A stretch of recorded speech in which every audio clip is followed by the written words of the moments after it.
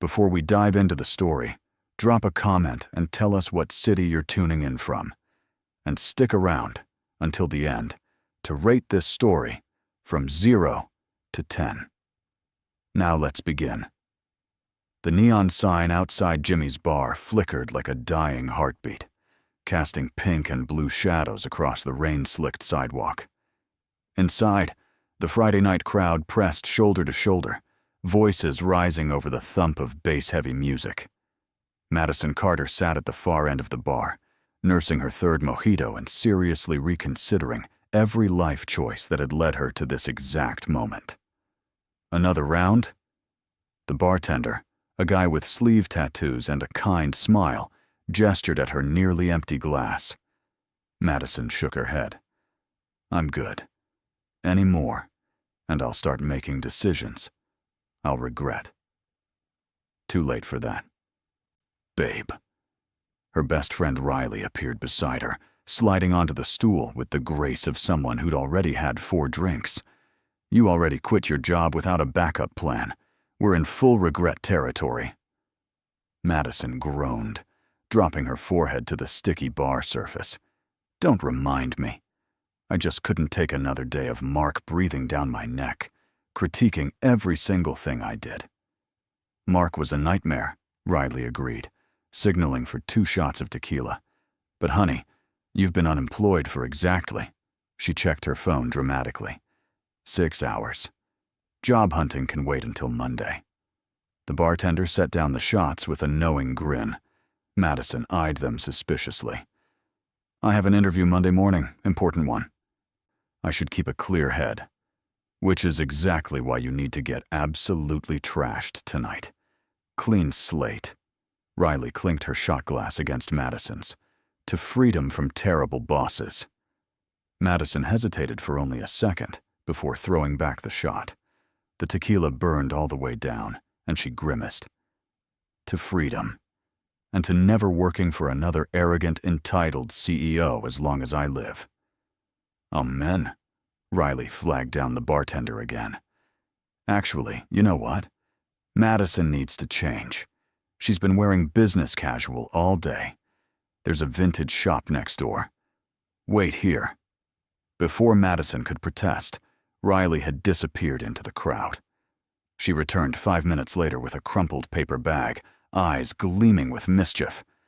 You didn't. Madison peeked into the bag and burst out laughing. Inside was a black t-shirt with bold white letters. CEOs are trash. Oh, I absolutely did, Riley grinned. Go put it on. Consider it a ceremonial shedding of corporate oppression. Madison glanced around the bar. The lighting was dim enough, the crowd distracted enough. You're insane. You love me. Now go. In the cramped bathroom that smelled of cheap air freshener and spilled beer, Madison peeled off her cream silk blouse and pulled on the ridiculous t-shirt. It was slightly too tight, the fabric worn soft from previous owners. She caught her reflection in the spotted mirror and couldn't help but laugh. Her dark hair was coming loose from its professional bun, mascara slightly smudged, and the confrontational slogan stretched across her chest felt simultaneously liberating and absurd. Screw it, she muttered, stuffing her blouse into her bag. I'm unemployed. I can wear whatever I want. When she emerged, Riley let out a whoop. Yes, that's the energy we need. You look like you're about to start a revolution. Or get kicked out of a bar. But Madison was grinning now, the tequila warming her from the inside, the ridiculousness of the situation finally breaking through her stress. They ordered another round, then another. The music got louder, the lights brighter, and Madison felt herself relaxing for the first time in months. She and Riley danced badly, sang off-key to songs they barely knew the words to, and made friends with a group of girls celebrating a bachelorette party. Around 11, Madison excused herself to get some air. The bar had gotten suffocatingly hot, and her head was spinning pleasantly. She pushed through the crowd toward the back exit, where a narrow alley offered a slice of cool night air. She'd barely taken 3 steps outside when she collided with someone. Hard. Madison stumbled backward. Would have fallen if strong hands hadn't caught her elbows, steadying her. "Whoa, careful." The voice was deep, with that particular quality of authority that made her spine straighten instinctively. Madison looked up, way up, into the face of possibly the most attractive man she'd ever seen in real life. Tall, easily 6'2", dark hair that looked professionally styled even at 11 p.m. on a Friday. Sharp jaw, high cheekbones, and eyes so intensely blue they seemed to glow in the dim light from the bar's back entrance. He wore an expensive charcoal suit, tie loosened, top button undone in a way that should have been illegal. "Sorry," Madison managed, acutely aware that his hands were still on her arms. "I wasn't watching where I was going." Clearly, his gaze dropped briefly, and she watched his expression shift as he read her t-shirt. One dark eyebrow arched. "CEOs are trash. That's quite a statement." Oh God. Of course she had to run into the most gorgeous man in existence while wearing this stupid shirt. Madison felt heat flood her cheeks, but the tequila made her bolder than usual. "It's not a statement. It's a fact." She pulled away from his grip, crossing her arms. "Let me guess. You're about to defend the honor of corporate overlords everywhere?" His lips twitched, something that might have been amusement flickering in those impossible eyes. "Actually, I was going to ask if you had personal experience, or if this is purely philosophical." "Oh, it's extremely personal." Madison leaned back against the brick wall, the alcohol making her loose-limbed and reckless. "I just quit a job working for the worst CEO you can imagine. Arrogant, condescending, treated his employees like disposable resources. So, yeah, in my experience, CEOs are trash." The man was quiet for a moment, studying her with an intensity that made her skin prickle. Then he smiled, and it transformed his entire face from coldly handsome to devastatingly attractive. "Sounds like you worked for the wrong CEO," Madison snorted. "Is there a right kind?" "Some of us try not to be trash." He extended his hand. "Nathan Cross." She shook it, his palm warm and calloused in a way that surprised her. "Madison Carter." "And before you ask, yes, I'm slightly drunk. And no, I don't usually assault strangers in alleyways while wearing offensive t-shirts." Nathan's smile widened. "Good to know this is a special occasion. What's the celebration?" "Freedom." Madison gestured expansively, nearly hitting him in the chest. "Sweet, terrifying, financially irresponsible freedom. Quitting without another job lined up." He didn't phrase it as a question. "Brave or reckless?" "Both. Definitely both." She laughed, the sound slightly unsteady. "But I have an interview Monday, so maybe it'll work out.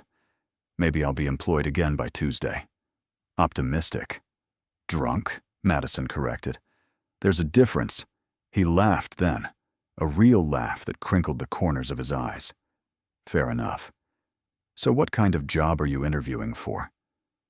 "Something that allows provocative t-shirts in the dress code." "God, I wish. No, it's another corporate position. Marketing director for some tech company. Cross something. I can't remember the full name right now." She waved her hand dismissively. "My friend Riley set it up. She knows someone who knows someone." Something flickered across Nathan's face, too quick for her tequila-soaked brain to interpret. "Cross-Tech Industries?" "Yes, that's it. You know them." "I'm familiar." His tone had gone carefully neutral. "They're supposed to be a decent company, fair to their employees." "Let's hope." Madison pushed off from the wall, suddenly aware that she'd been monopolizing this stranger's time. "Anyway, I should get back inside before Riley sends out a search party. Nice meeting you. Nathan Cross." "Wait." He reached into his jacket and pulled out a business card, holding it out to her. In case you need a reference, or if you want to complain about CEOs some more. Madison took the card, squinting at it in the poor light. She could make out his name, but not much else. You're very trusting, giving your number to a drunk woman in an alley. Call it intuition. His eyes held hers. Something tells me you're more competent than you're letting on right now. Dangerously competent, Madison agreed solemnly. I can make a pivot table like nobody's business. That earned her another laugh. High praise indeed. Good luck with your interview, Madison Carter. She tucked the card into her back pocket and made her way back inside. Nathan's gaze burning between her shoulder blades until the door swung shut behind her. Riley pounced the moment Madison reached the bar. Who was that? Who was who? The absurdly hot guy you were talking to in the alley. Don't play dumb. Madison shrugged, trying to appear casual. Just some guy. Nathan. We ran into each other. Literally. Riley's eyes went wide. You assaulted a man while wearing that shirt? Madison. It was an accident, and he was cool about it. Even thought the shirt was funny. Funny or offensive? Both? Madison signaled for water, her head starting to ache. He gave me his card. His card? Riley shrieked, grabbing Madison's arm. Let me see. Madison fished it out of her pocket and handed it over. Riley studied it for a long moment, her expression shifting from excitement to something else. Something that looked almost like panic. Madison. What? This says Nathan Cross, CEO, Cross Tech Industries. The water Madison had just sipped nearly went down the wrong pipe. She choked, coughing. What? Riley showed her the card, pointing at the text. Sure enough, there it was in crisp embossed lettering. Nathan Cross, Chief Executive Officer. Oh my God. Madison buried her face in her hands. Oh my God. I told the CEO of the company I'm interviewing with that CEOs are trash, while wearing a shirt that says CEOs are trash. You didn't know it was the same company when you were talking to him, right? Riley's voice held desperate hope. I told him the company name. Madison's voice was muffled by her palms. He asked what interview I had, and I told him Crosstech something. He knew. He knew the whole time and he didn't say anything. Riley was quiet for a beat. Okay, so, new plan.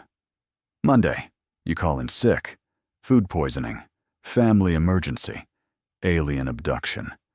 We tell them you died. I can't just not show up. Madison lifted her head, panic sobering her faster than any amount of coffee could. I need this job, Riley. I have rent due in 2 weeks. My savings account is crying. Then you show up and pretend tonight never happened. Maybe he won't remember you. Madison gestured at herself, at the stupid t-shirt that had seemed so funny an hour ago. He's going to remember the drunk woman in the offensive shirt who called him trash. That's pretty memorable. Okay. Riley grabbed her shoulders. Okay, listen. Worst case scenario. You go to the interview. He laughs you out of the building, and we spend Monday afternoon eating ice cream and applying to other jobs. Best case scenario, he has a sense of humor, and you get hired anyway. What's the realistic scenario? Riley grimaced. You're probably screwed. Madison dropped her head to the bar again. Perfect. Just perfect. They left shortly after. Madison's earlier euphoria completely evaporated. The walk back to her apartment was cold, the spring night air cutting through the thin t-shirt. Riley kept up a steady stream of reassurance that Madison barely heard. Maybe he'll think it's charming. Guys like confidence, right? You were confident. I was drunk and belligerent. Tomato, tomato. At her building, Riley hugged her tight. It's going to be fine, and if it's not, we'll figure something else out. That's what best friends are for. Madison managed a weak smile. Thanks for tonight, even the terrible t-shirt part. Especially the terrible t-shirt part. It'll make a great story someday. Alone in her apartment, Madison collapsed onto her couch without bothering to turn on the lights. The city glowed through her window, thousands of lights in buildings full of people who probably hadn't just torpedoed their own job prospects. She pulled out Nathan's business card again, studying it in the ambient light. The cardstock was thick, expensive. His contact information was printed in simple, elegant font. No flashy logos or unnecessary design. Professional. Understated. Confident. Like him. Madison closed her eyes, remembering the way he'd steadied her when she stumbled. The warmth of his hands. The almost smile that had played at the corners of his mouth when he read her shirt. The way his eyes had tracked her face like he was memorizing it. CEOs are trash, she muttered to the empty room. Except maybe this one. She set an alarm for 8 a.m., giving herself time to prepare for Monday's interview. Time to figure out how to apologize, explain, and hopefully salvage what was probably already a lost cause. As she drifted toward sleep, her last coherent thought was that Nathan Cross had said something about intuition, about sensing she was competent. Maybe, just maybe, Monday wouldn't be a complete disaster. Or maybe she'd be unemployed by Tuesday and looking for a new city to move to, where no one knew about the time she drunkenly insulted her potential boss while wearing the world's most unfortunately timed t-shirt. Monday morning arrived with all the mercy of a freight train. Madison woke to her alarm blaring, head pounding despite the truly heroic amount of water she'd consumed before bed. Sunlight stabbed through her curtains like an accusation. "I'm never drinking again," she croaked to her empty bedroom.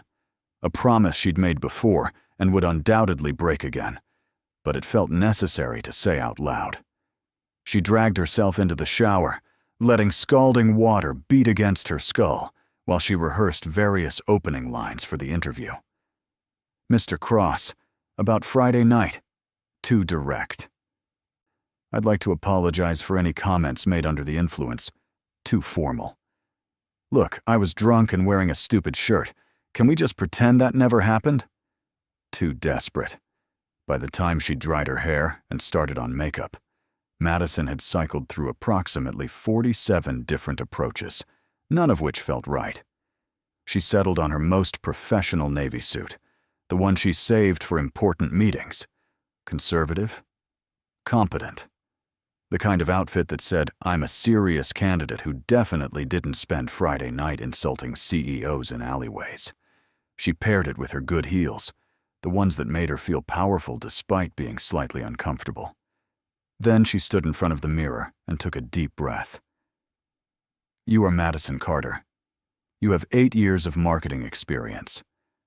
You increased brand engagement by 37% at your last position. You are qualified, professional, and absolutely not the kind of person who wears offensive t-shirts." Her reflection didn't look convinced. Riley called as Madison was leaving the apartment. "Status report?" "Status is, I'm nauseous and considering faking my own death." That's the spirit. Listen, you're amazing at what you do. Even if he remembers Friday, which he might not, you can still wow him with your portfolio. You're right. You're absolutely right. Madison locked her door, juggling her phone and bag and portfolio. "I just need to be professional, confident, show him I'm qualified." Exactly. And Madison? Yeah. Take off the CEO's or trash shirt before you leave. Madison looked down at her navy suit. "I'm not wearing the shirt, Riley." "I know. I just wanted to make you laugh."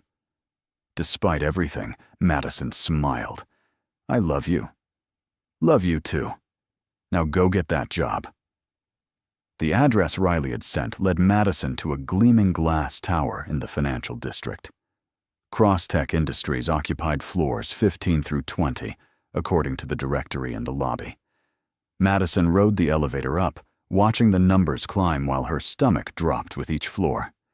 The 15th floor reception area was all modern design and understated elegance. Lots of natural light, clean lines, plants that actually looked healthy.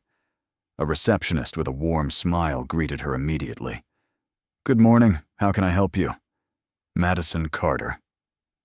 "I have a 9:30 interview for the marketing director position." The receptionist checked her computer, fingers flying across the keyboard. "Yes, perfect. You're actually our only interview today. Mr. Cross is very selective about candidates." She smiled conspiratorially. "You must have an impressive resume." "Or a friend with good connections," Madison said before she could stop herself. Then immediately winced. Way to sound unqualified. But the receptionist just laughed. "Those help too. Have a seat. Someone will come get you shortly." Madison perched on a sleek leather chair, gripping her portfolio like a lifeline. Around her, employees moved with purpose. Everyone looked busy, but not stressed. Several people were laughing in the break room. One woman walked past, wearing sneakers with her business casual outfit.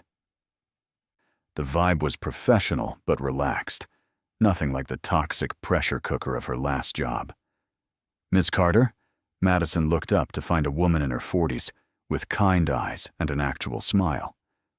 "I'm Jennifer Walsh, Director of Human Resources. Thanks so much for coming in. Ready?" "Absolutely." Madison stood, smoothing her skirt. Her palms were sweating. She forced herself to breathe normally. Jennifer led her down a corridor lined with conference rooms and open-plan workspaces. "I've heard great things about your previous work. The campaign you ran for Stellar Brands was particularly impressive. Thank you. That was a really collaborative effort with a great team." Spoken like someone who knows how to work with people. Jennifer stopped at a closed door at the end of the hall. "Just so you're aware, Mr. Cross likes to sit in on final interviews personally. He's very hands-on with company culture. I hope that's all right." Every molecule of air evacuated Madison's lungs. "That's completely fine." Jennifer knocked twice, then opened the door. "Mr. Cross, Madison Carter is here." The office was enormous. Floor-to-ceiling windows offered a panoramic view of the city. The furniture was modern but comfortable. Bookshelves lined one wall, actually filled with books, rather than just serving as decoration. And behind a massive desk made of reclaimed wood sat Nathan Cross. He looked up from his computer, and their eyes met. For one endless moment, neither of them spoke. He looked different in full CEO mode, still devastatingly handsome, but more polished. His suit was charcoal gray, perfectly tailored. His dark hair was styled with precision, but those blue eyes were exactly as she remembered them from Friday night. Sharp, intense, currently revealing absolutely nothing. "Ms. Carter," his voice was professional, measured. "Please, have a seat." Madison's legs moved on autopilot, carrying her to one of the chairs facing his desk. Jennifer sat beside her, opening a folder. "Thank you for coming in," Nathan continued, his expression neutral. "I've reviewed your resume and portfolio. Very impressive background." "Thank you, Mr. Cross." Madison's voice came out steadier than she felt. Inside, her mind was screaming. Say something. Acknowledge Friday. Make a joke. Apologize. Something. But Nathan's face revealed nothing. He looked at her the way he might look at any candidate, like Friday night had never happened. Like they'd never met before. Maybe he doesn't remember. The thought was somehow both relieving and insulting. Jennifer started the interview with standard questions. "Tell us about your experience. What's your approach to brand development? How do you handle tight deadlines?" Madison answered automatically, her marketing expertise kicking in even as part of her brain remained fixated on Nathan. He sat quietly for most of it, occasionally making notes, asking brief follow-up questions. His demeanor was professional, polite, completely impersonal. Tell me about a time you faced a significant challenge in your career, Jennifer asked. Madison took a breath. At my previous position, I was brought in to revitalize a stagnant brand. The CEO had very specific ideas about messaging that I felt were outdated and out of touch with the target demographic. Nathan's pen stilled. She had his full attention now. How did you handle that? Jennifer prompted. I presented data, consumer research, competitive analysis, engagement metrics from similar campaigns. I made my case using facts rather than opinions. And when that wasn't enough, Madison met Nathan's gaze directly. I asked him to trust my expertise. I'd been hired to do a job, and I needed the freedom to do it well. Did he listen? Nathan's voice was quiet. Eventually. The campaign exceeded projected engagement by 37%. Madison didn't look away. But the relationship was damaged. He never fully trusted my judgment after that, which is part of why I'm here now, looking for a company that values collaborative leadership rather than authoritarian control. Jennifer made approving notes, but Madison only cared about Nathan's reaction. His expression hadn't changed. What would you say your greatest weakness is? The classic trap question. Madison considered lying, giving one of those fake weaknesses that were actually strengths. I care too much. I'm a perfectionist, but something made her tell the truth instead. I have trouble keeping my mouth shut when I think something's wrong. She held his stare. Even when staying quiet would be easier. Even when speaking up might cost me something.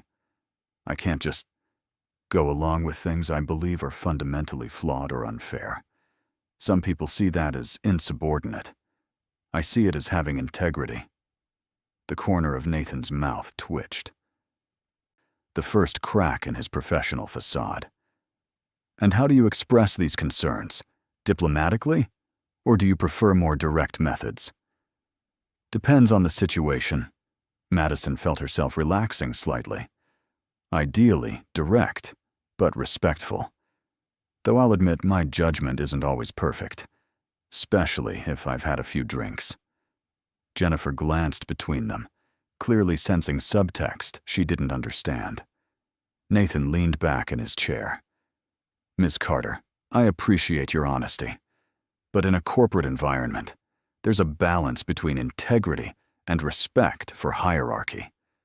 How would you handle a situation where you fundamentally disagreed with a decision made by someone above you? I'd present my concerns privately, with data to support my position. I'd listen to their perspective. And if we still disagreed, I'd advocate from my viewpoint, while ultimately respecting their authority to make the final call. Madison paused. Unless the decision was unethical, then I'd escalate or resign rather than compromise my values. Silence filled the office. Jennifer looked pleased. Nathan's expression remained unreadable, but something in his eyes had shifted. Warmed, maybe. Or perhaps Madison was just projecting hope onto a situation that was clearly doomed. Well, Jennifer said brightly, I think we've covered the basics. Do you have any questions for us? Madison had prepared questions, standard interview questions about company culture and growth opportunities. But instead, she heard herself ask, What kind of CEO are you, Mr. Cross? Jennifer blinked. Nathan's eyebrows rose slightly. I mean, Madison continued, committed now. I've worked for someone who treated employees as replaceable, who valued control over collaboration. I need to know what kind of leadership I'd be working under here. Nathan set down his pen. That's a fair question.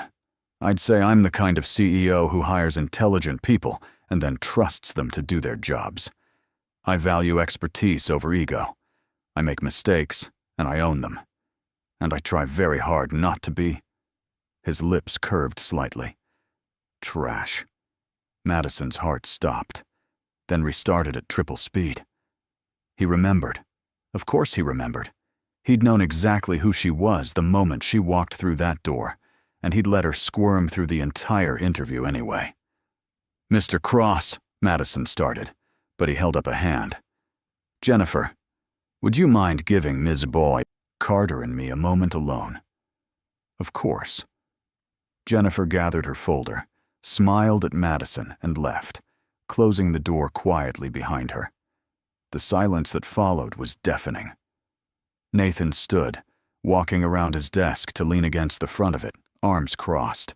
The movement brought him much closer to Madison's chair, close enough that she had to tilt her head back to maintain eye contact. "So," he said conversationally, "I'm trash." Madison wanted the floor to open up and swallow her whole. "I was drunk and angry, and I didn't know who you were. You knew I was a CEO. I knew you said you were a CEO. For all I knew, you could have been lying to impress the drunk girl in the alley." His mouth twitched. "Do I seem like the kind of man who needs to lie to impress women? You seem like the kind of man who thinks that question doesn't sound arrogant." But Madison was smiling despite herself. Nathan laughed, a real laugh that transformed his entire face. "Fair point. All right, Madison Carter, let's clear the air. Friday night happened. You were wearing an offensive t-shirt and insulting my profession. I found it refreshingly honest." "Refreshingly honest," Madison repeated. "That's one way to describe it. I'd have gone with career sabotage. If I were the kind of CEO you described, maybe." He uncrossed his arms, his expression growing more serious. "But I'm not. I don't punish people for speaking their minds. Even when they do it while slightly intoxicated and dressed like they're protesting corporate America." Madison covered her face with her hands. "I can't believe I wore that shirt. My friend bought it as a joke, and I thought it was funny at the time." "It was funny." Nathan gently pulled her hands away from her face, and Madison found herself looking directly into those impossible blue eyes. "You know what else was funny? Watching you walk in here this morning, clearly terrified I'd remember. Letting you suffer through that entire interview while pretending we'd never met. You're kind of sadistic, you know that? I prefer to think of it as having a sense of humor." He released her hands but didn't step back. "The truth is, Madison, I was impressed with you Friday night. Not just amused. Actually impressed. You just quit a job on principle. You were honest about your experience, even though it reflected poorly on corporate leadership. And when I gave you my card, you didn't immediately try to leverage that connection. Most people would have. I was too drunk to think strategically. Maybe. Or maybe you're exactly what you said in there. Someone with integrity, who can't keep quiet when something's wrong." He moved back to his chair, creating professional distance again.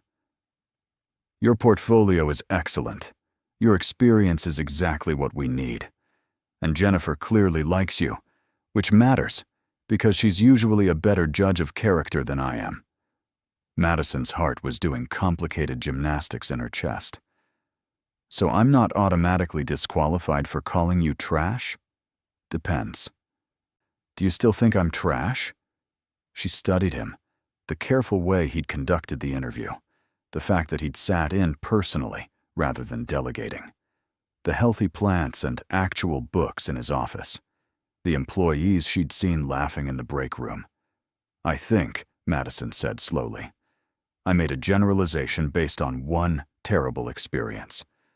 And maybe I owe you the chance to prove me wrong." Nathan smiled. "That's all I ask. So here's what's going to happen. I'm going to offer you the job. You're going to take the rest of today to think about whether you actually want to work here, knowing that your boss is someone you drunkenly insulted 3 days ago. And tomorrow, you'll give me your answer. You're offering me the job." Madison couldn't quite process it. Just like that. Just like that. He pulled out a folder from his desk drawer and slid it across to her. "Standard contract. Salary is competitive. Benefits are comprehensive, and there's room for growth. You'd be leading a team of 4, with budget authority and creative control over campaigns.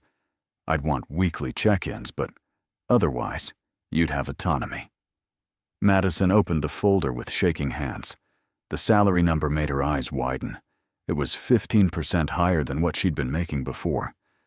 This is generous. It's fair. Good work deserves good compensation. Nathan leaned forward. Madison, I don't know what your last CEO was like, but I can guess. And I'm telling you right now, that's not how I run things here. Yes, I'm demanding. Yes, I have high standards. But I also believe in work-life balance, in trusting my team, and in creating an environment where people actually want to come to work. Why are you being so nice about this? I literally wore a shirt calling you trash.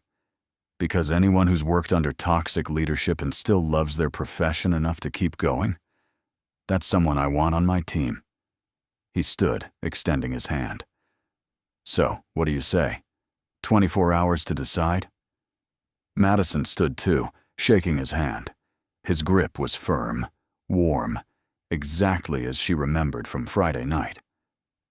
24 hours. Good. Jennifer will walk you out. And Madison? He held her hand a moment longer than necessary. For what it's worth, I'm glad you stumbled into me in that alley. Offensive shirt and all. She left his office in a daze, barely registering Jennifer's cheerful goodbye and promises to talk soon. It wasn't until she was back on the street, spring sunshine warming her face, that Madison pulled out her phone and called Riley. How bad was it? Riley answered immediately. He remembered. Oh, God. He remembered, and he still offered me the job. Madison started laughing, slightly hysterical. Riley. He sat through that entire interview pretending we'd never met, letting me think I might have a chance, and then admitted he'd known all along. That's either really sadistic or really funny. Both. Definitely both. Madison found a bench and sat down, pulling the contract folder from her bag. The salary is insane. The benefits are great. And he said I'd have creative control. So you're taking it. I have 24 hours to decide. Madison. Riley's voice was patient. What's there to decide? That was the question. Madison stared at the folder, thinking about Nathan's office, the books on his shelves, the view from his window, the way his eyes had crinkled when he laughed, the careful way he'd asked questions during the interview, actually listening to her answers. I'm scared, Madison admitted quietly. What if I'm wrong about him? What if he's just good at pretending to be decent? Then you quit. Again. But honey, you can't spend your whole life afraid of repeating past mistakes. Sometimes you just have to trust your gut. Her gut was currently doing somersaults, which Madison wasn't sure counted as reliable guidance. But Riley was right. She couldn't let one bad experience poison every future opportunity. Okay, Madison said. Okay, you're right. I'll call him tomorrow. And maybe wear the t-shirt to your first day. Establish dominance. Madison laughed. Absolutely not. That shirt is being burned in a ceremonial fire. She spent the rest of the day researching cross-tech industries. Their reputation was solid. Employee reviews were overwhelmingly positive. Several articles praised Nathan Cross for his innovative leadership style and commitment to ethical business practices. One profile from a business magazine showed him volunteering at a youth center, teaching underprivileged kids about entrepreneurship.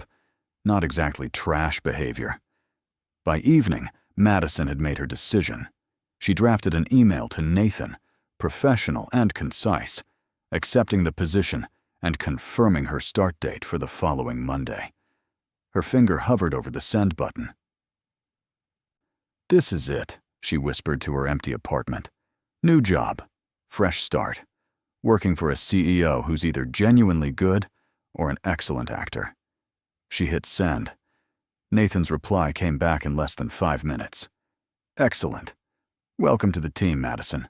Looking forward to working with you. P.S. Please leave the offensive t-shirts at home. Madison burst out laughing, relief flooding through her. She responded, No promises, but I'll try to keep the CEO insults to a minimum. His response, That's all I ask. See you Monday.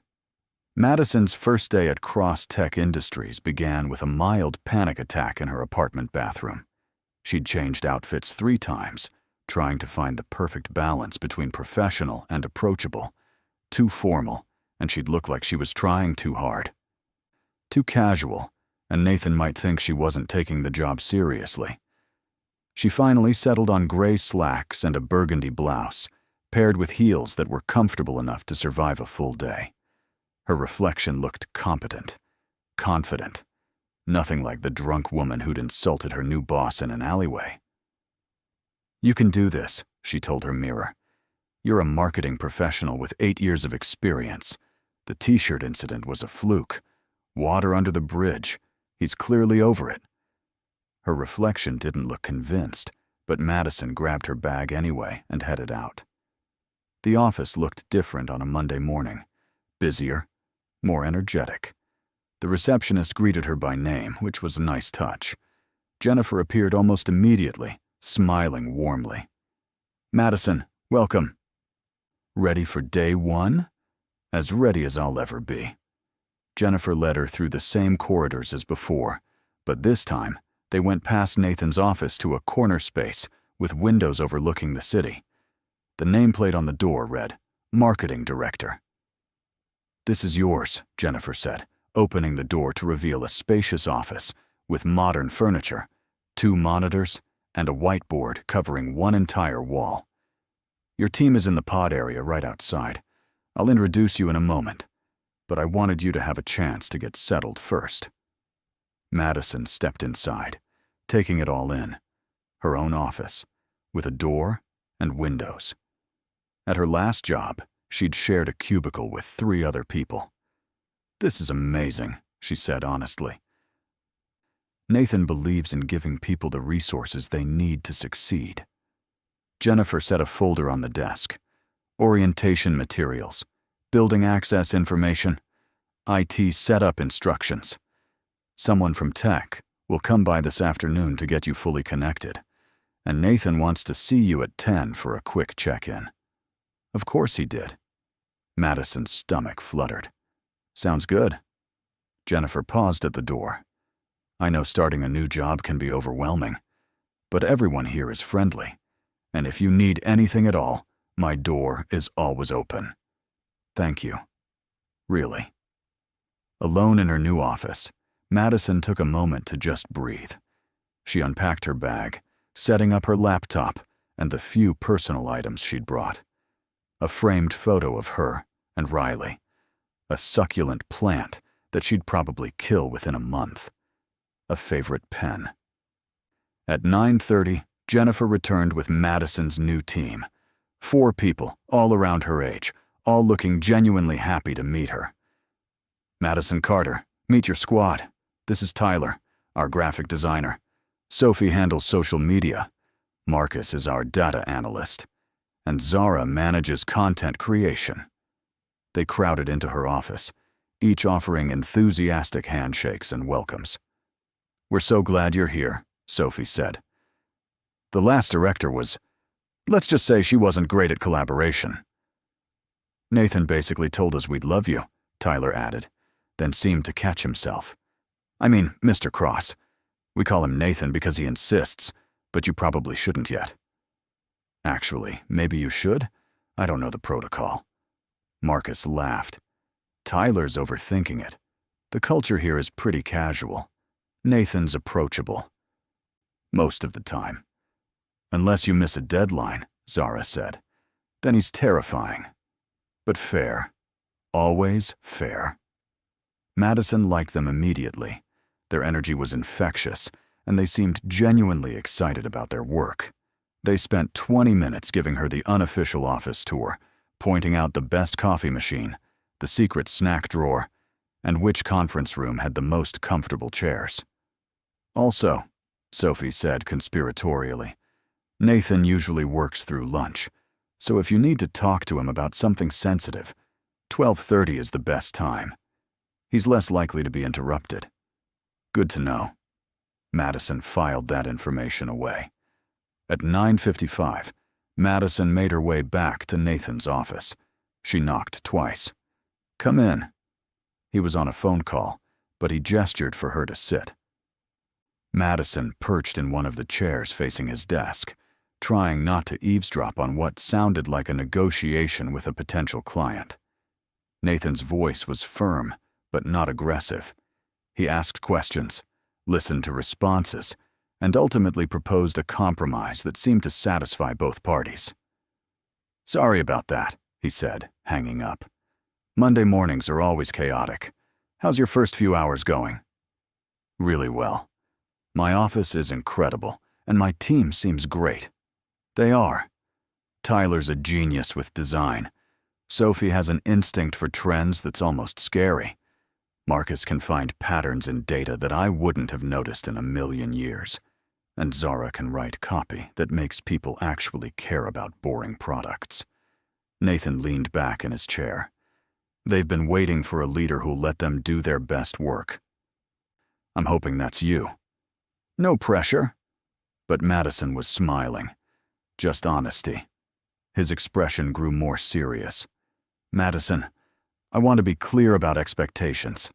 I need weekly updates on campaign progress, monthly presentations on metrics and ROI, and immediate communication if there are problems. I don't micromanage, but I also don't like surprises. Understood. And, he continued, I want your honest opinion. Always. If you think I'm wrong about something, tell me. If you see a problem, flag it. If you have a better idea, share it. I hired you for your expertise, not to be a yes person. Even if my opinions are delivered while wearing offensive t-shirts.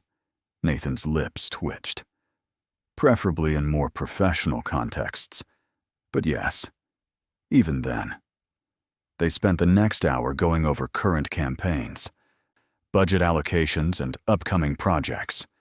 Nathan was thorough, asking detailed questions, and actually listening to Madison's input.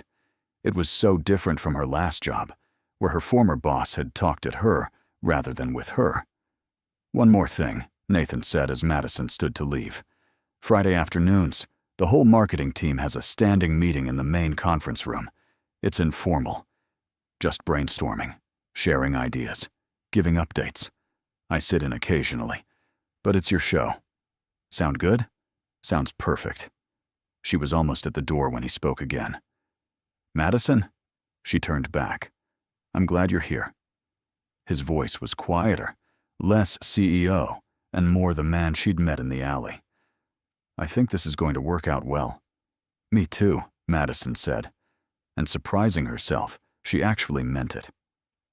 The rest of the week flew by in a blur of meetings, introductions, and information overload. Madison met with each team member individually, getting to know their strengths and working styles. She reviewed all active campaigns, identifying what was working and what needed adjustment. She set up systems for tracking metrics and communication. By Friday afternoon, she felt like she'd been there a month instead of a week. The team meeting Nathan had mentioned turned out to be the highlight of her day. Her team gathered in the conference room with laptops, coffee, and an energy that was almost electric. They presented their current projects, bounced ideas off each other, and didn't hesitate to offer constructive criticism. This color scheme isn't working, Tyler said, pointing at Sophie's social media mock-up. It's too busy. The message gets lost. You're right, Sophie agreed immediately. What if we simplified it?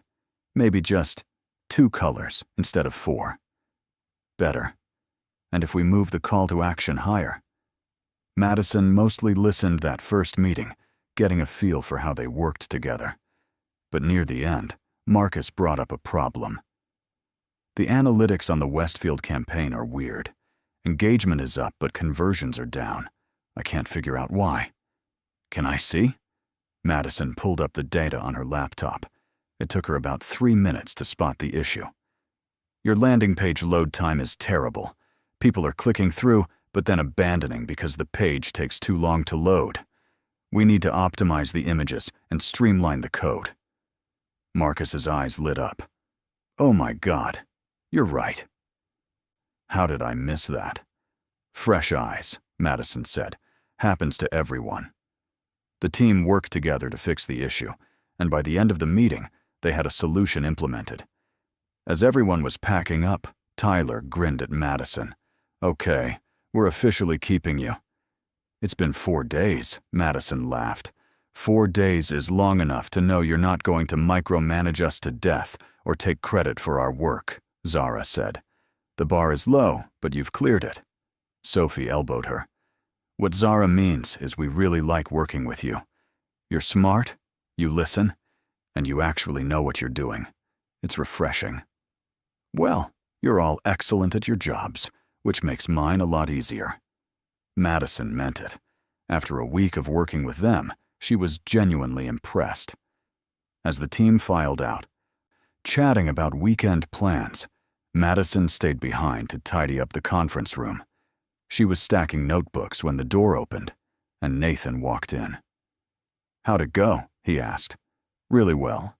We solved the Westfield conversion problem and brainstormed some ideas for the upcoming product launch. I heard. Marcus was very excited about the landing page fix. Nathan grabbed a chair and flipped it upright, helping her straighten the room. Your team already likes you. That's not easy to earn in a week. They're easy to like. They're good at what they do, and they actually care about the work. That's because I don't hire people who are just here for a paycheck. Nathan set the last chair in place. End of your first week. How are you feeling? Madison considered the question. Honestly, better than I expected. This place is nothing like where I worked before. People actually seem happy here. That's the goal. He leaned against the conference table. Happy employees are productive employees. Revolutionary concept, I know, she laughed. Careful. You're starting to sound like the opposite of trash. I'll try to keep my ego in check. But he was smiling. There was a beat of silence, not awkward, but charged with something Madison couldn't quite name. Nathan was looking at her with an intensity that made her skin warm. What? She asked finally. Nothing. Just, it's nice to be right about someone. Before she could ask what he meant, he straightened up. Anyway, I'll let you enjoy your weekend. See you Monday, Madison. See you Monday, Mr. Cross. Nathan, he corrected, pausing at the door. We're past formalities. Nathan, Madison repeated, testing the name. It felt intimate somehow. Dangerous? He smiled and left, and Madison stood alone in the conference room, her heart doing complicated things in her chest. Over the next few weeks, Madison settled into a rhythm. She arrived at 8, spent an hour reviewing campaign metrics, met with her team, and managed to actually leave at a reasonable hour most days. The work was challenging but fulfilling in a way her last job had never been. And Nathan was everywhere. Not in an intrusive way.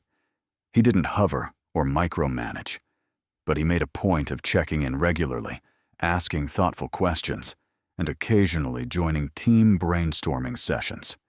He remembered details, like the fact that Tyler was allergic to shellfish when ordering lunch for a working meeting, or that Sophie's mother was recovering from surgery. He's weirdly observant, Madison told Riley over video chat one evening. Like, he knows everyone's coffee order without asking. That's either considerate or serial killer behavior, Riley said, eating ice cream directly from the container. Have you figured out which yet? Leaning toward considerate, Madison paused. Is it weird that I find competence attractive? Riley nearly choked on her ice cream. Oh my God, you have a crush on your boss. I don't have a crush. I'm professionally admiring his leadership style. Uh-huh, and I professionally admire Chris Evans for his acting talent. Madison threw a pillow at her laptop screen. You're not helping. I'm not supposed to help. I'm supposed to be entertained by your obvious denial. Riley grinned. But seriously, is he single? I have no idea. We don't exactly discuss his personal life. You should find out. For science. For science, Madison repeated dryly. I'm not investigating my boss's relationship status. Why not? You investigated his company before taking the job. That was different. That was due diligence. And this is romantic diligence. Riley waggled her eyebrows. Come on, you can't tell me you haven't thought about it. The man is gorgeous. He's rich. He's apparently a decent human being. And you've already got history with the whole drunken t-shirt incident. That's basically a rom-com meet cute. Madison couldn't argue with that logic, mainly because she had thought about it. More than she wanted to admit. The problem was that Nathan was her boss, and she'd just escaped from one toxic workplace. The last thing she needed was to complicate her professional life with personal feelings. I'm not thinking about it, Madison lied. I'm focused on doing my job well. Keep telling yourself that, babe. They changed the subject, but later that night, Madison found herself scrolling through the company website, clicking on Nathan's bio. There was a professional headshot, his impressive credentials, and mentions of various board positions and philanthropic activities, but nothing about his personal life. She closed her laptop with a sigh. Riley was right. She had a crush. A completely inappropriate, professionally inadvisable crush on her boss. This is fine, Madison told her empty apartment. I'm a grown woman. I can have an attraction to someone and not act on it. That's called being professional. Her reflection in the dark laptop screen looked unconvinced. The following week, Nathan invited Madison to accompany him to a pitch meeting with a potential client. A tech startup looking for a comprehensive marketing strategy to launch their new app. You don't have to come, Nathan said when he asked her. But I'd value your perspective. You have experience with app launches, and your portfolio shows you understand the demographic they're targeting. Of course I'll come, Madison said, trying to ignore the small thrill that ran through her at the idea of spending more time with him outside the office. The meeting was at a trendy cafe in the tech district. Nathan picked Madison up from the office in his car, a sleek silver Tesla that was somehow both expensive and understated. Nice ride, Madison said, buckling in. It's practical, Nathan replied, pulling into traffic. And electric vehicles are better for the environment. Of course you drive an environmentally conscious luxury car. Do you also rescue orphaned kittens in your spare time? He glanced at her, amused. Only on Tuesdays. The easy banter continued throughout the drive. Madison was surprised by how comfortable she felt around him. Yes, he was her boss. And yes, there was an inherent power dynamic. But Nathan never wielded that power in a way that made her feel small or intimidated. Instead, he treated her like a colleague, an equal. The pitch meeting went better than expected. Madison and Nathan worked in perfect sync, with her presenting creative concepts while he handled the business and financial aspects. The clients were young, enthusiastic, and clearly impressed. We'll need to discuss internally, the CEO of the startup said at the end. But I have to say, this is exactly the kind of innovative approach we were hoping for. We'll be in touch by end of week. Outside the cafe, Nathan turned to Madison with a grin. That went well? Really well. I think they're going to sign. Thanks to you. That concept you pitched for the influencer campaign was brilliant. Madison felt her cheeks warm. I was just doing my job. You were doing it exceptionally well. He checked his watch. It's almost 6. Have you eaten? Not since lunch. There's a good Italian place a few blocks from here. Want to grab dinner? We can discuss the account. Make sure we're aligned on next steps. Madison knew she should say no. Dinner with her boss, even a working dinner, felt like crossing a line. But she was hungry, and she was enjoying his company, and she was apparently terrible at self-preservation. Sure, she heard herself say. Italian sounds great. The restaurant was small and intimate, with warm lighting and the smell of fresh bread and garlic filling the air. They were seated at a corner table, and Nathan ordered a bottle of wine. To celebrate the successful pitch, he said when the wine arrived. They toasted, and Madison took a sip. The wine was excellent, smooth, and rich. She made a mental note to memorize the label. They talked shop for the first 20 minutes, discussing strategy for the potential account. But somewhere between the appetizers and the entrees, the conversation shifted. "Can I ask you something?" Nathan said, swirling wine in his glass. "And you can tell me if I'm overstepping." "That depends on the question." "Your previous job. You mentioned your boss was difficult. How bad was it?" Madison set down her fork. "You want the diplomatic answer or the honest one?" "Always honest. With me, at least." She took a breath. He was a nightmare. Micromanaging, dismissive, took credit for other people's work. He'd criticize publicly and praise privately, if he praised at all. The entire office was constantly stressed. People were always looking over their shoulders. Nathan's expression darkened. "That's not leadership. That's tyranny." "Yeah. Well, it's more common than you'd think." Madison took another sip of wine. "When I finally quit, 3 other people put in their notices within a month. Last I heard, the whole marketing department turned over." "I'm sorry you went through that." Nathan's voice was quiet. "No one should dread coming to work." "Is that why you're so different? Because you've seen bad leadership and decided to do better?" He was quiet for a moment. "My father ran his company the way you described. Fear-based management, high turnover. He made a lot of money, but he was miserable, and he made everyone around him miserable too." Nathan's jaw tightened. "I promised myself I'd never run a business that way." "Well, you're succeeding. Your employees actually like working for you." "That's rarer than you think." "I appreciate that." He met her eyes across the table. "And I appreciate you taking a chance on this job, even after I let you suffer through that interview." Madison laughed. "You know, I'm never going to let you live that down, right?" "I wouldn't expect you to."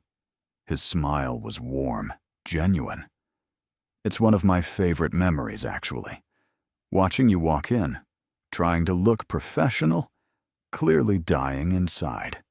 You're terrible. I've been called worse, usually by drunk women in alleys."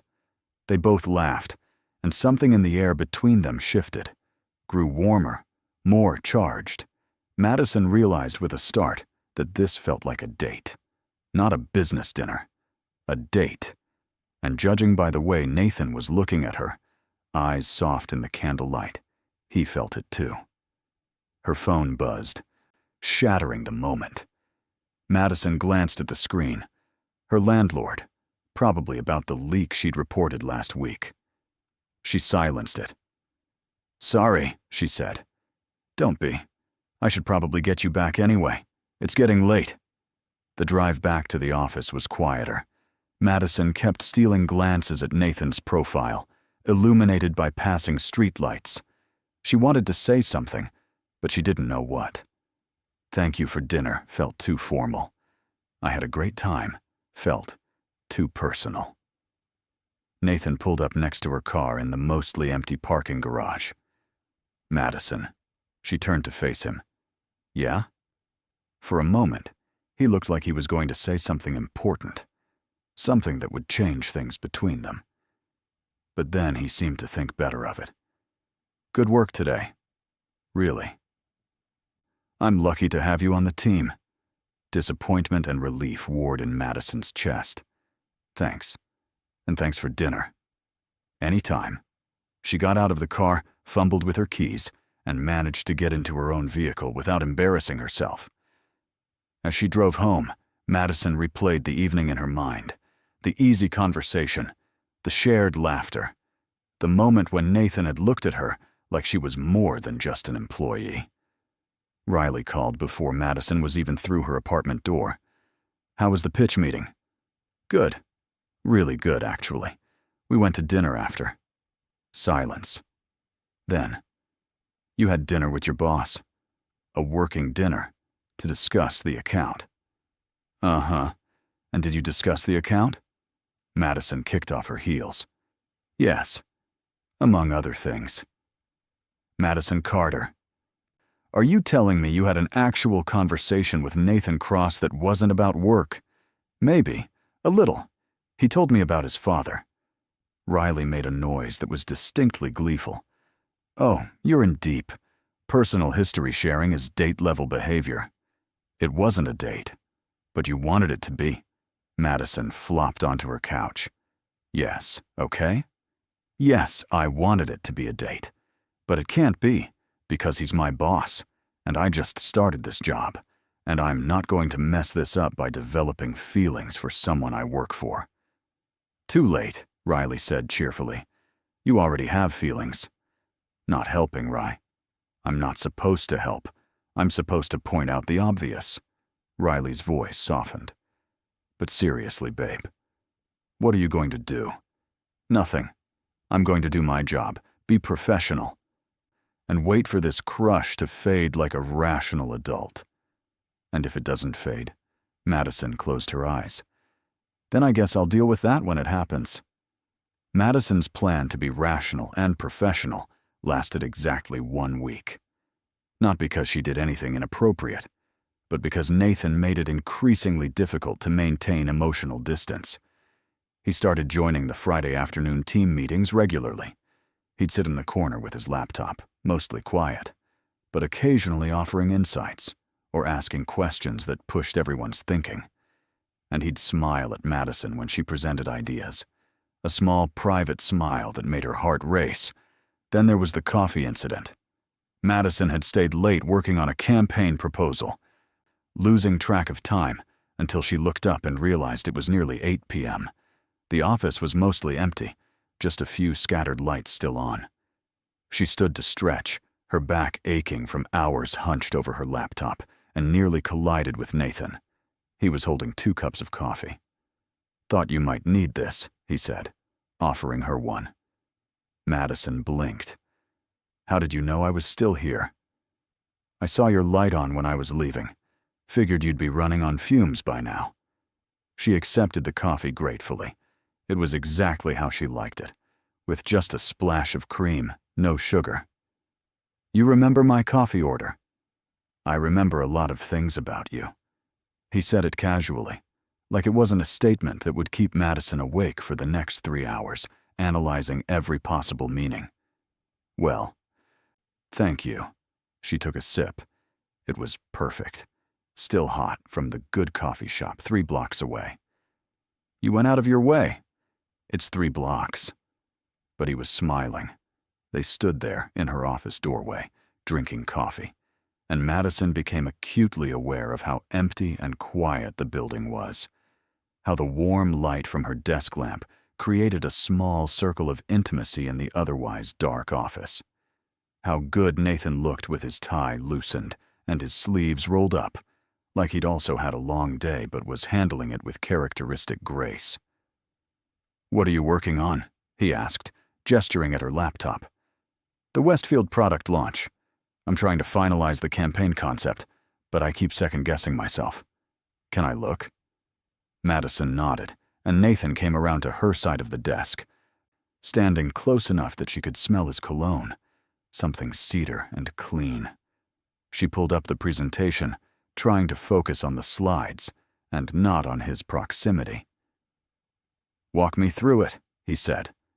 She did, explaining her concept for a multi-platform launch that emphasized user testimonials and organic growth over traditional advertising. Nathan listened intently, occasionally asking clarifying questions.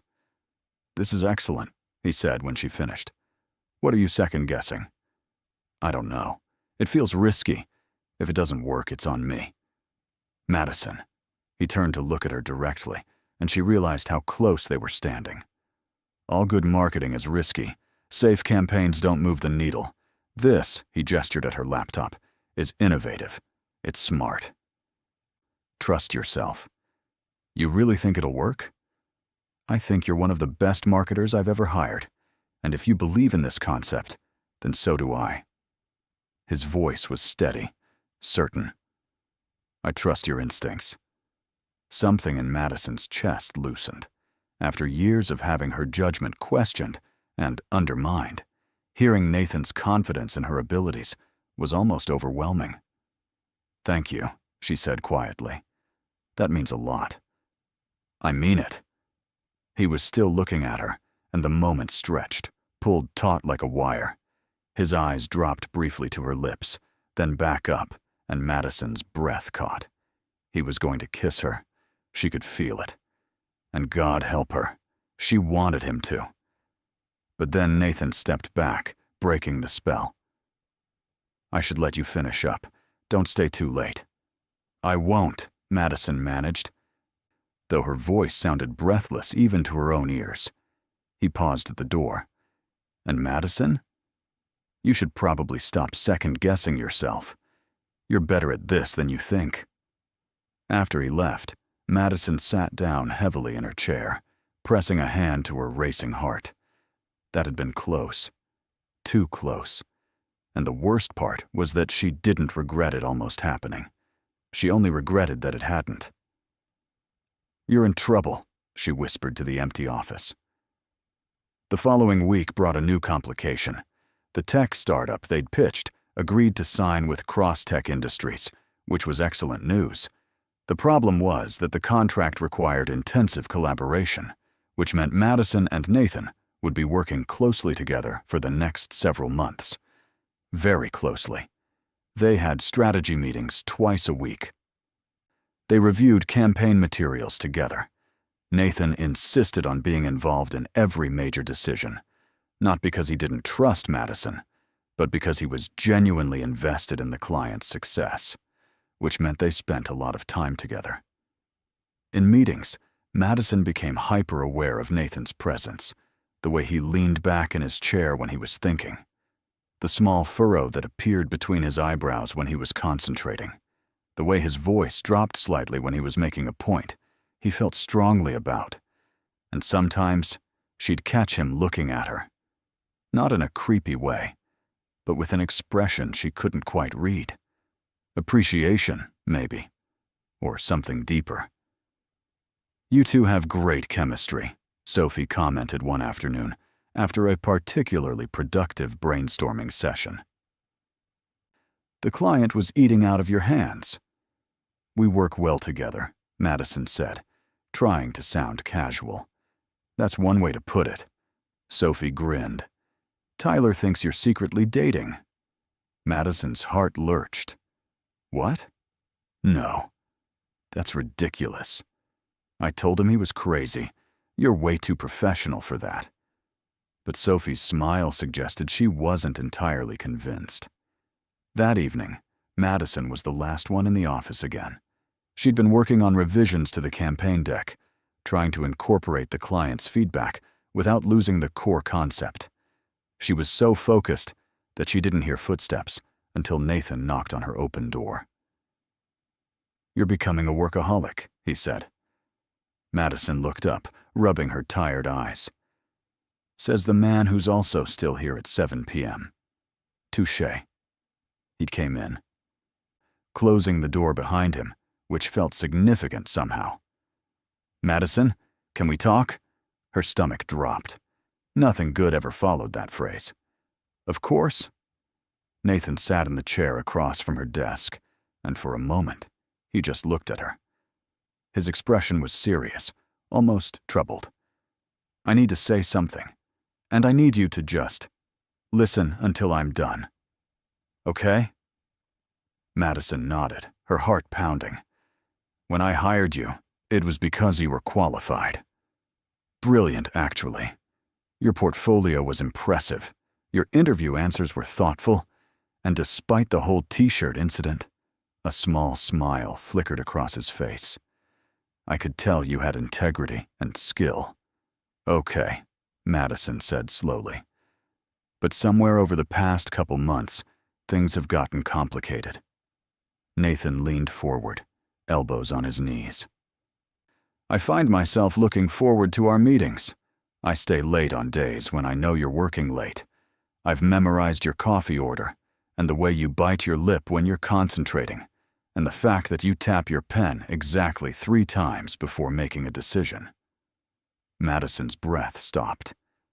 This is completely inappropriate, Nathan continued. You're my employee. There's a power dynamic that makes this problematic at best, and I've spent the last month trying to convince myself that what I'm feeling is just professional admiration. But I'm tired of lying to myself. Nathan, let me finish. His blue eyes held hers. I like you, Madison, not just as an employee, as a person. And I think you might feel something similar. But I need to know if I'm completely off base here, because if I am, we can both pretend this conversation never happened and go back to being professional colleagues. Silence filled the office.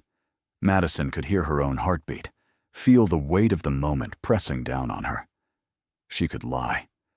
Tell him he was wrong, that she only saw him as a boss. It would be safer. Smarter. It would protect her job and her professional reputation. But Madison had never been good at staying quiet when something important needed to be said. You're not off base, she whispered. Nathan's eyes closed briefly, like he'd been holding his breath. Okay. But Nathan, this is complicated. You said it yourself. There's a power dynamic. I just started this job. If people find out, they'll think I slept my way into the position. They'll question every decision I make, every campaign I run. It could undermine everything I've worked for. I know. His voice was rough. Believe me, I've thought about all of this, which is why I'm not asking you for anything right now. I just needed you to know the truth, and I needed to know if I was alone in feeling this way. You're not alone. Madison's hands were shaking. I've been trying not to feel this way, trying to be professional. But Nathan, when you're around, I can't think straight, and that terrifies me. He stood, and for a heart-stopping moment, Madison thought he was going to come around the desk, pull her into his arms, kiss her the way she'd been imagining for weeks. But instead, he stayed where he was. So what do we do? He asked. I don't know. Madison laughed shakily. I'm usually better at this whole adulting thing. We could try to ignore it. Keep things strictly professional. Could you do that? Honestly? Nathan was quiet for a long moment. No, probably not. Me neither. Madison stood too, moving around the desk until she was standing directly in front of him, close enough to touch, but not touching. So maybe we don't ignore it. Maybe we just acknowledge that this is happening, that we both feel something, and we figure out how to navigate it carefully. Carefully, Nathan repeated. He reached out slowly, giving her time to pull away, and tucked a strand of hair behind her ear. The touch was gentle, barely there, but it sent electricity racing through Madison's entire body. I can do carefully. No one can know, Madison said. Not yet. Not until I've proven myself here. I need people to respect my work before they know about whatever this is. Whatever this is, Nathan echoed, a smile tugging at his lips.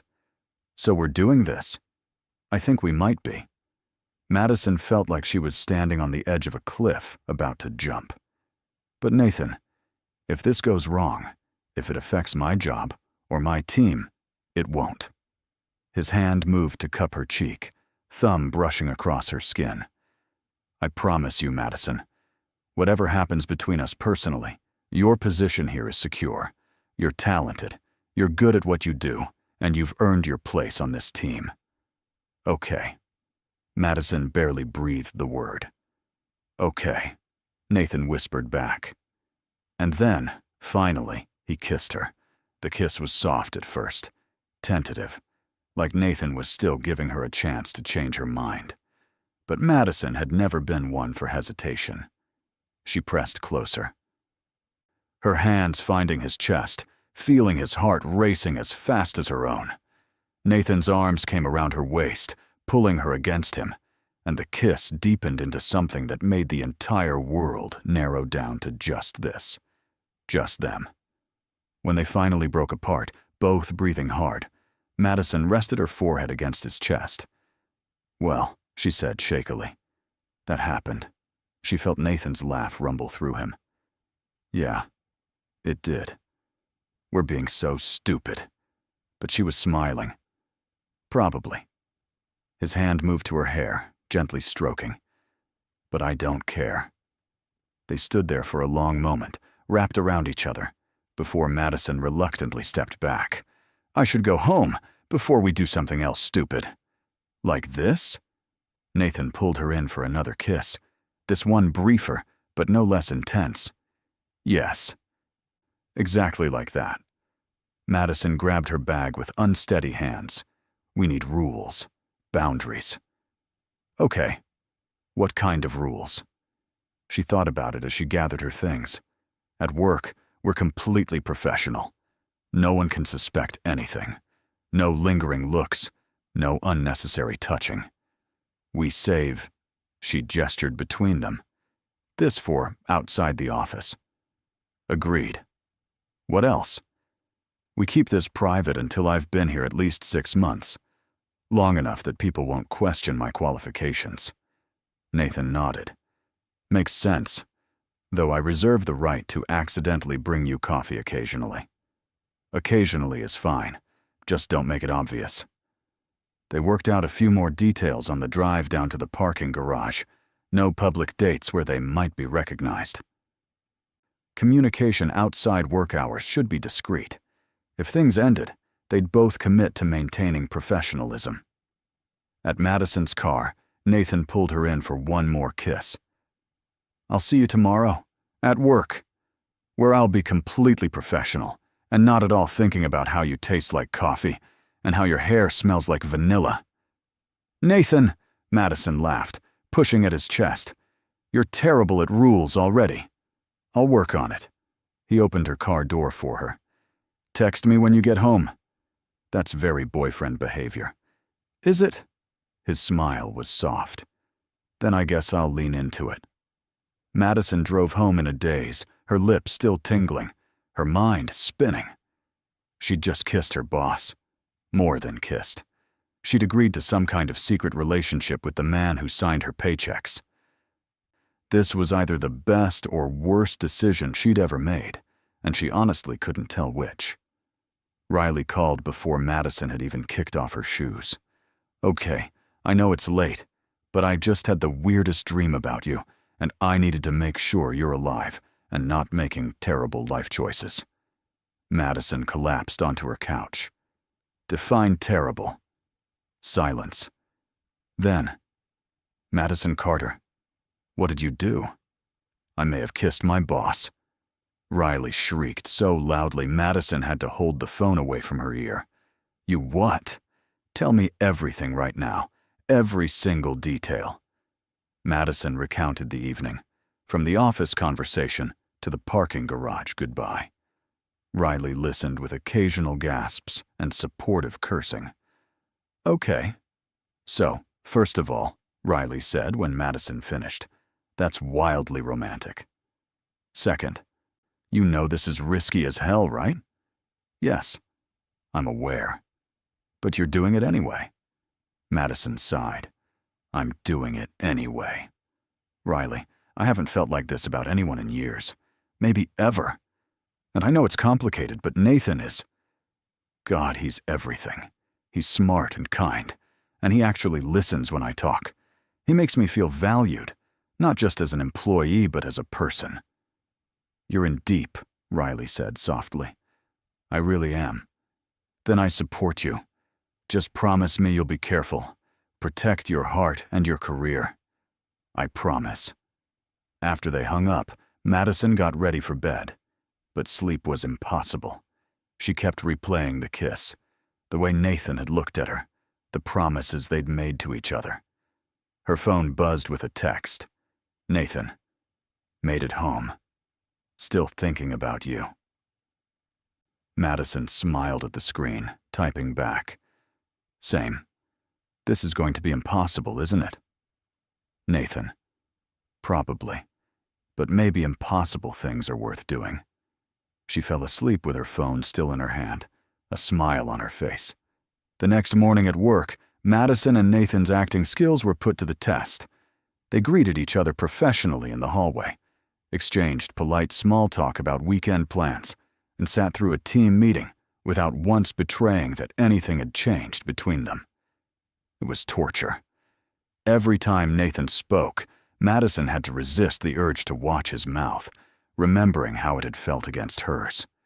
When he handed her a report, their fingers brushed and electricity shot up her arm. She caught his eye once across the conference table, and the heat in his gaze made her forget what she was saying mid-sentence. "You okay?" Tyler asked after the meeting. "Fine, just tired." Madison forced a smile. "Stayed up too late working." "Nathan's a good boss, but he does expect a lot," Sophie commiserated. "Just don't burn yourself out, okay?" If she only knew. The following week settled into a strange new rhythm. At work, Madison and Nathan were the picture of professionalism. But outside the office, they carved out stolen moments. Coffee before anyone else arrived. Late evening phone calls that stretched past midnight. One memorable evening, Nathan picked Madison up after work, and they drove to a small town an hour away where no one would recognize them, just so they could have dinner together, without looking over their shoulders. "This is ridiculous," Madison said, laughing as they sat in a quiet corner booth. "We're like teenagers sneaking around. Do you regret it?" Nathan's hand found hers under the table. "No." She laced their fingers together. "Do you?" "Not even a little bit." They talked about everything. Nathan told her about growing up under his father's harsh expectations, about building his company from the ground up, about the loneliness that came with being at the top. Madison shared her own stories, about her family, her ambitions, the fear that she'd never be good enough no matter how hard she worked. "You're more than good enough," Nathan said fiercely. "You're exceptional. And anyone who made you doubt that was an idiot. Even when I showed up to my interview wearing my professional armor after insulting you in an alley. Especially then." He smiled. "That's when I knew you were different. You didn't apologize for having an opinion. You owned it." As weeks turned into a month, then 2, Madison found herself falling hard. Nathan was thoughtful, bringing her favorite pastries on difficult mornings. He was supportive, talking through campaign challenges and celebrating wins. He was funny, with a dry sense of humor that caught her off guard. And he was kind, not just to her, but to everyone. But keeping the secret was exhausting. Madison hated lying to her team, who'd become genuine friends. She hated the sneaking around, the careful planning required for every moment together. And she especially hated the guilt that crept in whenever someone praised her work, wondering if they'd still respect her achievements if they knew about Nathan. One evening, 3 months into their relationship, Madison and Nathan were in his apartment, curled up on his couch watching a movie neither of them was paying attention to. "I think we should tell people," Nathan said suddenly. Madison sat up. "What?" "About us. I think we should tell people." He turned to face her. "You've been at the company for nearly 4 months. You've proven yourself a dozen times over. The team loves you. Your campaigns are successful, and you've earned every bit of respect you have. Nathan, I'm tired of hiding, Madison.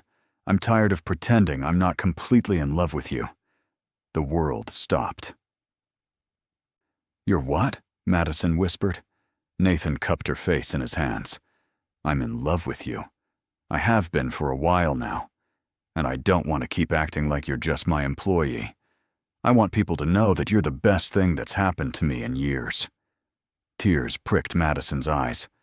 I love you too. But Nathan, if we tell people, everything changes. People will talk. They'll question my work, my position. Some might think I don't deserve to be there. Then they're idiots, and they don't belong at my company. His voice was fierce. Madison, you've earned your place through talent and hard work.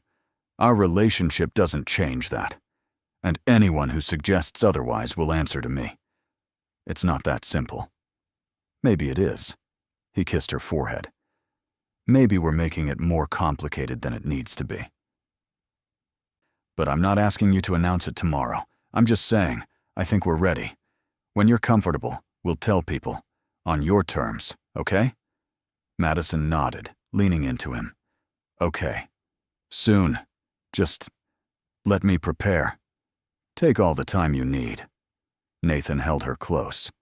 I'm not going anywhere. 2 weeks later, Madison decided she was ready. She'd just closed a major campaign that exceeded all targets, earning praise from the client and her team. Her position felt secure. Her work spoke for itself. She met Riley for lunch to discuss strategy. You're really doing this, Riley said, simultaneously excited and nervous. I'm really doing this. I can't keep lying to people I care about. And honestly, I'm tired of hiding how happy Nathan makes me. Okay. So what's the plan? Madison had thought it through carefully. I'll tell my team first, privately. Then we'll inform HR, make sure everything's properly documented. Nathan will send a company-wide email explaining the situation and emphasizing that our relationship doesn't affect my position or performance evaluations. Very professional. I'm trying. Madison fiddled with her napkin. I'm terrified, Rye. What if people think less of me? What if they assume I didn't earn my job? Then they're idiots who don't know you. Riley reached across the table to squeeze her hand. You're brilliant at what you do. Anyone who actually works with you knows that. The rest don't matter. The next morning, Madison arrived at work early, her stomach in knots. She'd asked her team to meet her for a quick coffee before the workday officially started, claiming she had something important to discuss. Now, sitting in the break room with Tyler, Sophie, Marcus, and Zara, she was second-guessing everything. Okay, you're making us nervous, Sophie said, clutching her latte. Are we getting fired? Is the company being sold? Did we do something wrong? No, nothing like that. Madison took a deep breath. I need to tell you all something, and I need you to hear me out before you react. 4 pairs of eyes fixed on her with varying degrees of concern. I've been seeing someone for the past few months. Madison's hands were shaking. And that someone is Nathan. Silence. Complete, absolute silence. Then Tyler started laughing. Oh, thank God. We thought you were going to say something actually bad. Madison blinked. You're not surprised. Madison, we've known for like 6 weeks, Sophie said, grinning. You two aren't nearly as subtle as you think you are. What? How? Marcus ticked off on his fingers. The way he looks at you during meetings. The fact that you both conveniently work late on the same nights. That time you showed up wearing the same coffee shop cup as him, from a place that's 45 minutes from here. And you both get this specific smile when you're texting during lunch, Zara added. It's actually kind of cute. Madison dropped her head into her hands. Oh my God, I thought we were being so careful. You were careful enough that we couldn't be totally sure, Tyler said. But the signs were there. So, are you guys official now? Like, openly dating? We're planning to announce it properly. Nathan's sending a company-wide email today, and we're filing everything with HR. Madison looked up at them. But I need you all to know something. I got this job because I was qualified. My relationship with Nathan started after I was hired, and it hasn't affected my position or my work. Everything I've accomplished here, I earned. We know that, Sophie said firmly. Madison, You're amazing at what you do. We've all learned so much from you. The fact that you're dating the boss doesn't change that you're brilliant. And honestly, Marcus added, Nathan's different when he's around you. Happier, less intense. It's good for him. Warmth flooded Madison's chest. You guys really don't care? Care? We're thrilled, Tyler said. Though I am slightly devastated that my workplace crush is now definitely unavailable. Everyone laughed, and the tension broke. They spent another 20 minutes asking questions, which Madison answered honestly. How they met, she told the sanitized version, leaving out the offensive t-shirt. How long they'd been together, whether it was serious. Very serious, Madison admitted. He told me he loves me. And you, Zara prompted. I love him too. Sophie actually squealed. This is like a movie. Enemies to lovers, workplace romance, everything. We were never enemies, Madison protested. You literally called him trash. I called all CEOs trash. There's a distinction. By the time they returned to their desks, Madison felt 1,000 pounds lighter. Her team knew. They supported her. And the world hadn't ended. One hurdle down. At 10 a.m., Nathan sent the company-wide email. Madison watched her inbox, her heart racing as the message appeared. Subject: Personal announcement. Team. I wanted to inform you of a personal development that affects company transparency. Madison Carter and I have been in a relationship for the past few months. This relationship began after her hiring and has not influenced any professional decisions, evaluations, or compensation. Madison earned her position through exceptional qualifications and continues to excel in her role. To ensure complete transparency, we've documented this relationship with HR and established protocols to avoid any conflicts of interest. I expect this news to be met with the same professionalism and respect that defines our company culture. If anyone has concerns, my door is always open. For Nathan Cross. Madison's phone immediately started buzzing with texts from people across the company. Most were congratulatory. A few were surprised. One person from accounting wrote, "Finally!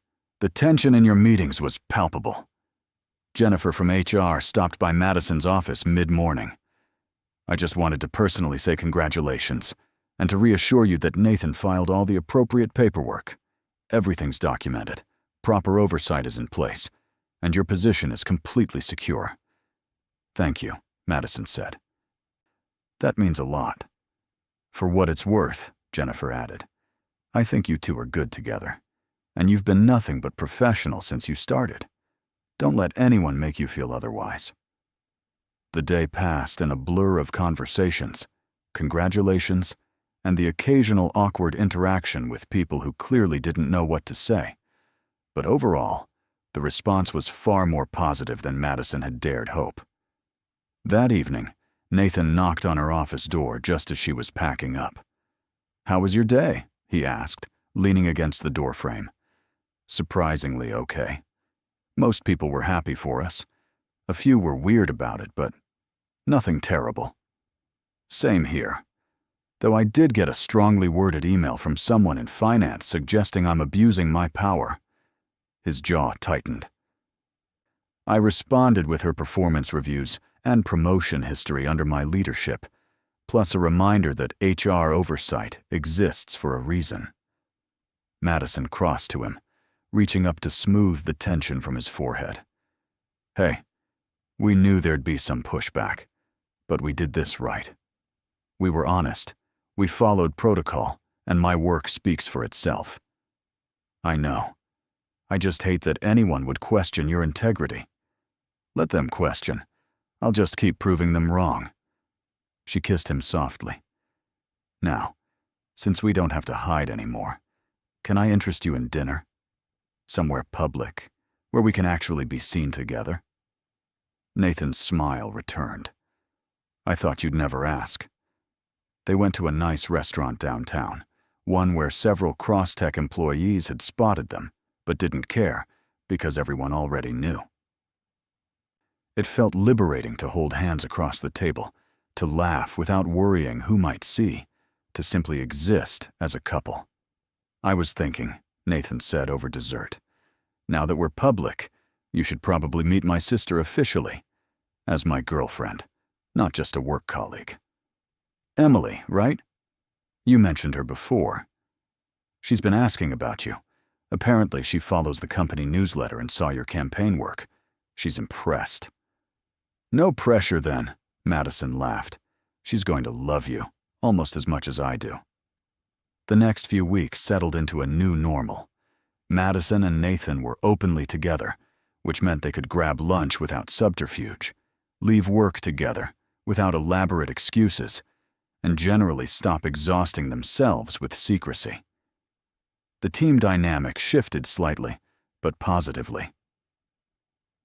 People seemed more relaxed now that the tension of the unspoken was gone, and Madison's work continued to shine. She closed 2 more major accounts, launched a campaign that went viral, and earned a feature in a marketing industry publication. "See?" Nathan said when she showed him the article. "You're succeeding because you're talented, not because you're dating me." "I never doubted my talent," Madison replied. "I doubted whether other people would see past our relationship to recognize it. And now? Now, I think I was giving people less credit than they deserved. Most of them are smart enough to separate personal from professional." One Saturday afternoon, Nathan took Madison to meet Emily.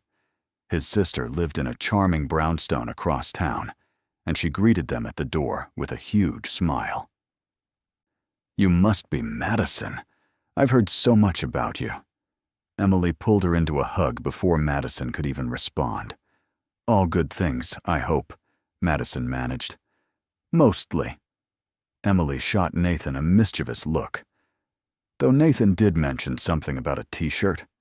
Madison groaned while Nathan tried unsuccessfully to hide his smile. "He's never going to let me live that down, is he?" "Absolutely not," Nathan and Emily said in unison. The afternoon was wonderful. Emily was warm, funny, and refreshingly normal. She asked Madison about her work with genuine interest, shared embarrassing childhood stories about Nathan, and made it clear that she approved of the relationship. "He's been different since he met you," Emily said, when Nathan stepped out to take a phone call. "Lighter. My brother has always been so serious, so driven. But with you, he actually seems happy." "He makes me happy too," Madison said honestly. "Good. Then you have my official blessing. Not that you needed it, but still." Over dinner, Emily regaled them with tales from her job as an elementary school teacher, and Nathan relaxed in a way Madison rarely saw at work. This was Nathan with his guard down, laughing at his sister's jokes, reminiscing about their childhood. "Thank you for today," Madison said as they drove home. "Your sister is wonderful. She likes you, I can tell." Nathan reached over to lace his fingers through hers. "Everything's falling into place, isn't it?" "It really is." Madison squeezed his hand. "I keep waiting for the other shoe to drop, but maybe it won't. Maybe we actually get to just be happy." "We do," Nathan said firmly. "We absolutely do." The following week, Madison was called into an unexpected meeting, not with Nathan, but with the executive board. Her stomach churned as she walked into the conference room, wondering if this was finally the backlash she'd been dreading. But instead of criticism, she found herself facing 5 board members with impressed expressions. "Ms. Carter," the chairwoman began, "we've been reviewing the marketing department's performance over the past 6 months.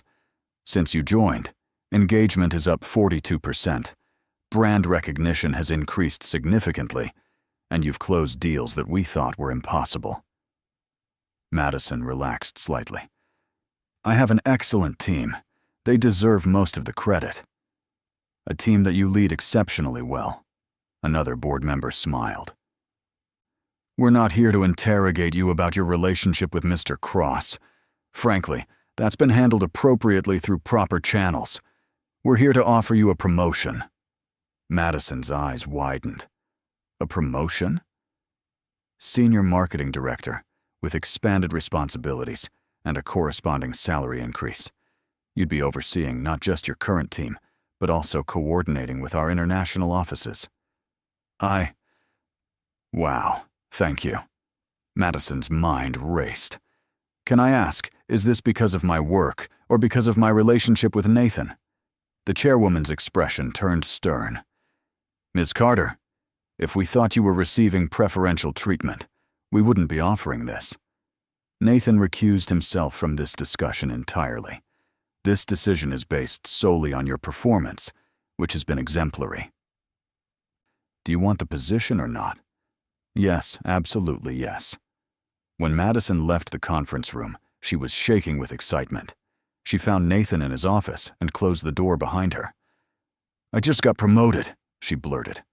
He looked up from his computer, a slow smile spreading across his face.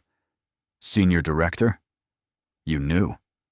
"I knew they were considering it. But I wasn't part of the decision. I recused myself to avoid any appearance of favoritism." He stood and crossed to her. "You earned this, Madison. On your own merit." She kissed him, pouring all her joy and relief and love into it. "I love you. Have I mentioned that recently?" "Not in the last 3 hours. I was starting to worry." His arms wrapped around her waist. "I'm so proud of you." "I'm proud of me, too," Madison admitted. 6 months ago, I was unemployed, terrified, and wearing offensive t-shirts. Now look at me. Now look at you, Nathan echoed. Running a successful department, earning promotions, dating a CEO who's absolutely crazy about you. "A CEO who's absolutely crazy about me," Madison repeated thoughtfully. "You know, that doesn't sound so trash after all." Nathan threw his head back and laughed, and Madison joined him, both of them giddy with happiness and the sheer unlikeliness of how they'd gotten here. That evening, they celebrated with champagne in Nathan's apartment, toasting to Madison's promotion and to the future that stretched ahead of them, bright with possibility. "To second chances," Nathan said, raising his glass. "To offensive t-shirts," Madison countered. "To drunk women in alleyways who speak their minds. To CEOs who aren't actually trash." They clinked glasses, kissed, and settled onto the couch, Madison tucked against Nathan's side. "So what's next?" Nathan asked, his fingers tracing patterns on her arm. "What do you mean? For us? Where do you see this going?" Madison tilted her head to look up at him. "Honestly, I see myself falling more in love with you every day. I see us building careers we're proud of. I see a partnership where we challenge each other and support each other." She paused. "Is that too much?" "Not even close." Nathan's expression was soft, open. "I see all of that too. And maybe, eventually, I see myself asking you a question that involves a ring and a very permanent decision." Madison's breath caught. "Nathan Cross, are you talking about marriage? Not right now, but someday, if you'd want that." "I'd want that," Madison whispered. "Someday." They stayed up late into the night, talking about dreams and plans and possibilities. And when Madison finally fell asleep in Nathan's arms, she did so with a smile on her face and certainty in her heart. She'd taken a chance, worn an offensive t-shirt to a bar, insulted a stranger who turned out to be her future boss, fallen in love despite every logical reason not to. And somehow, impossibly, it had all worked out. Leave a comment and rate this story from 0 to 10. What did you think of Madison and Nathan's journey? Drop your thoughts below.